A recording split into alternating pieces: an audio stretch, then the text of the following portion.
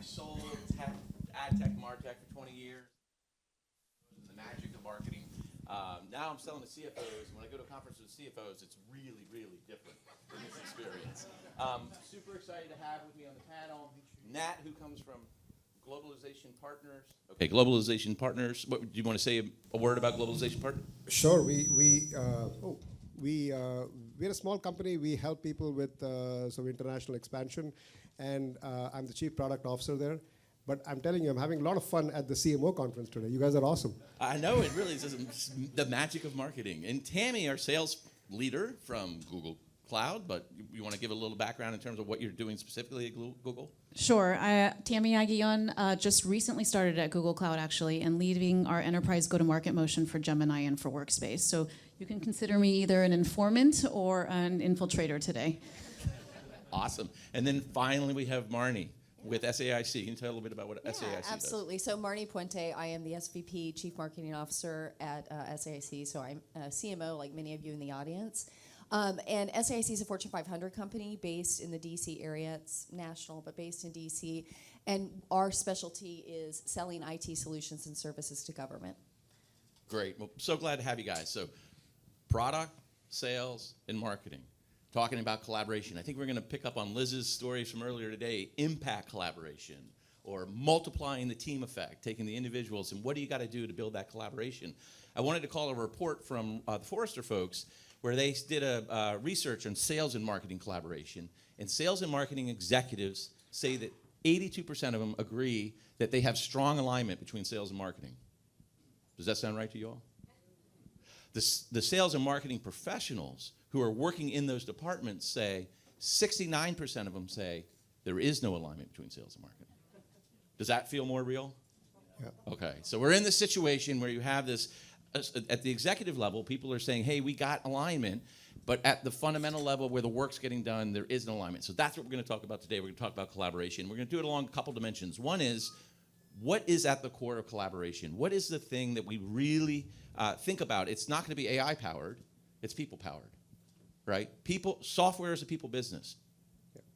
People business relies on relationships. And in our pre-brief, we came up with this idea. It's not a new one, but at the core of relationships is building trust. It's building trust. So I don't know, Tammy, Nat, or Marnie, you want to speak a little bit about your experience with, why don't we start on the negative, like when you've been in a situation and trust has been eroded? Well, it happens quite often when businesses don't do well, when we're not all winning together, then all of a sudden the finger pointing starts, right? Hey, the product guys did not build what I wanted to sell. And the marketing guys were not able to really sell what I actually built and send me MQLs and SQLs. So that's where the blame game starts. Right, especially in this environment, which is what Drew was talking about earlier, right? B2B marketing now is extra hard. What happens when it gets extra hard? Everybody goes, right? It's their fault. Tammy, you were talking a little bit about an experience that you had where trust was eroded with one of your colleagues, and we'll talk about then, well, how do you build trust going forward? But can you give a little context around that scenario? Yeah, and I think Nat said it best, when it's usually when things are going wrong. When everything's going well, it's sort of natural to sort of like go with the tide and go with it. I think in certain scenarios when trust is eroded, what ends up happening is that there is lack of credibility, and then there is lack of alignment going forward, right? And there's new initiatives, or the business starts to shift in either direction. Because that trust was never built there foundationally, it's really difficult to then recover and go from there. Right, and I think, Marnie, that's similar to this situation you're going to describe. Like at the core, when you felt this feeling of being misaligned with your colleague, what was it that was leading to that lack of trust or erosion of trust? Yeah, so it's interesting. So when I came to SIC back in March, so it's been about 8 months, I was really growing the marketing capability. It was primarily a comm shop. And so one of the things I did right away was really get to know like the business development team. And ironically, now we're moving over to where we're going to be under the same organization as BD. So that was more about building trust. So there was a misalignment in the entire organization, right? Because there wasn't that marketing capability to work hand in hand with sales. I've been very lucky, and also I think using techniques on building trust and that common shared vision to now be like indispensable to the BD team. And so we're working hand in hand. We are, I make the argument, if you're going to invest in business development, you've got to invest in marketing, right? So I think, and a lot of that was just kind of talking, with that relationship building, that trust, and saying, look, we have very much a shared vision. I can help you achieve your goals. You can help me achieve mine. So we'll start to move into that conversation. How can you build trust effectively? I think the thing for me, so I'm a 3-time CEO. I live in Oakland. My company's headquarters is in Atlanta. So I am in this reality of the hybrid model, the remote model. And one of the things I think about every day is how do you build connections with people? How do you build culture? How do you build connections with the purpose, with the leadership, with each other? And then with the job that the people are doing. And I think it's just exacerbated in the situation where we're all doing remote work. So as we think about building trust, this whole conversation is around what are some of the tactical things you think we need to do? Tammy, do you want to start? And at the core of building trust with your colleagues, your sales, how do you build trust with the marketing folks and the product teams? Yeah, and just to give a little bit of context, again, I'm 2 months new at Google Cloud. Previously, I was at DocuSign for 5 years, and we had a reorg literally every single year in the 5 years that I was there, probably common to most people here. So we had to build trust, and we had to do it quickly. And one of the tactics that I found was just being very forthright with our marketing partners, and on the reciprocal side, too. I think the best conversations I've had don't start with MQL and SQL conversations. They are, how are you gold? How are we gold? Can we align to a similar goal together? And can we also get our teams doing that too? So it's not just done at the leadership level, but that communication is also shared throughout both orgs on both sides. And recognition that it's going to take time. So I think it's first just calling out kind of like this isn't an MQL, SQL game. This is really all about driving revenue together and how do we do that? And just being able to do that very, very quickly. Let me just double click that a little bit. I'm experiencing this my company right now, and this whole idea of the attribution problem. Right? Where did that, down to the SAO, where did the SAO come from? Did it come from inbound? Did it come from the BDR stealing stuff from the inbound? Did it come from the AE who's claiming credit for the lead? How do you get aligned? I think you were going to talk a little bit about the data and making sure that the data was all aligned so that then you could have conversations that are, conversations rooted in data, but you have a single source of data that you agree, either Salesforce or the financial metrics. So we kind of talked through this during our pre-brief, and we talked about the importance of data. Like there's the trust and the credibility, but then where do you go from there? And actually looking at a similar set of data, and I'll just give a very recent example, and I think being new or not actually gives you permission to sort of ask these types of questions. When I first came in, it was looking at slide after slide, sheet after sheet of all kinds of data. What does our pipeline look like? What does it look like as it progresses through the lead funnel? What's the conversion like stage over stage? And actually at one point I turned to my strategy and my S&O partner, I said, do we believe in this data? Does the marketing team see this data too? And would they agree that this is the end insight we are all getting from it? And it was sort of like, not really. They have their own set of data that the marketing team looks at. So no, if we were to get on a call right now, we would have varying points of view on what to take away from this data. So there's the trust, but really you also have to align on what is it that we're going to measure together going forward. If I were to take it up a level, I think it starts with the CEO setting clear goals for the business. So I'm a product guy, but the sales numbers are mine. I don't get my bonus if we don't meet our sales numbers. And just understanding and educating people on this, changes the dynamics, saying I'm not a functional leader, right? I'm a leader of the business. Secondly, I think, so I'm a product guy, so I'll sort of talk about the silos in which data lives in. Democratizing data makes it easier to collaborate, right? I mean, sometimes it's stuck in Google Analytics versus what the product team uses versus Salesforce. Information is stuck. So if it's stuck, then people don't trust the data that's sort of coming out of a different system. And we are, a 1,200-person company in 50 countries. So having common tools to look at data the same way is crucial in alignment and so building trust. Go ahead, I please. just say, yeah, absolutely. Having common tools, same data, working from the same CRM system, all of that. I think also, and one of the things, my CEO, who's fabulous, came from Microsoft about a year ago, has really built this really strong enterprise level strategy that we can all rally behind, and that makes it easier, I think, too. So part of it is the data, the technology, but it's having that North Star. And that gets to the kind of cross-functional collaboration piece.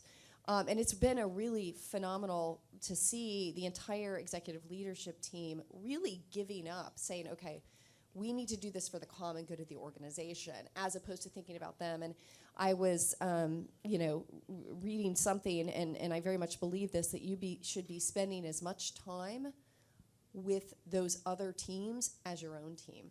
And I think sometimes we forget that we work in silos, but I think that having that North Star and understanding that importance of cross-collaboration and those shared goals and vision. Right, so starting at the top level, how do you establish that? So I worked at Salesforce, some folks are here. Mark Benioff's brilliant V2 mom, right? You have your vision, what are you trying to achieve, laying it out, I call them objectives or OKRs, what are the 5 things that matter? I think the other thing that you were pointing to, Nat, was Lencioni's book, 5 Dysfunctions of the Team, talks about the executive team being the first team. That the big shift in mindset moving into the executive role is you move from being a functional expert to being part of the team that takes on the biggest problems, and you're going to give up headcount because it's more appropriate to invest headcount in engineering versus go-to-market. And if you can get a team where they start with company first at the executive level, then they can take those objectives and they can drive down the decisions into the rest of the organization. But I do think it starts with that corporate goal aligned with the vision and the strategy, and the executive team spending enough time together where they trust each other, right? So how have you experienced, other than going in for ELT meetings and going out to dinner, like how else do you build trust as an executive with other executives? So I have a thought on that, and Drew's heard me say this before, but I think we as marketers have such an advantage in this, because I very much think about other C-suite leaders the way I think about customers. And so think about the buyer persona and the buyer journey, what motivates them, right? I also am a big fan of the DISC assessment, and so I'm like, okay, they're a C, this is what they're gonna want. So when I'm talking to them, I very much tailor the message, again, we do this as marketers, we're experts at this, to what is in it for them and what's gonna benefit. And I think that's where, because it's trust, and they need to see value, right? Because if they don't see value, and especially being newer to an organization, they've got to see value and building the marketing capability, And so that's been a huge piece, is understanding kind of what makes them tick, how what I do is going to help them, right? And make them be better at their job. So I think the components are trust, confidence, and value. You're not going to recognize the value delivered if you don't have confidence in the person and their ability to deliver. As an executive team member, the expectation is that you're a functional expert, right? The promise is that you can create a better team together, all rowing in the same direction. Tammy, did you have some thoughts about how to bring executives together or better understand each other so you're establishing a groundwork of trust that survives the headwinds of the B2B recession?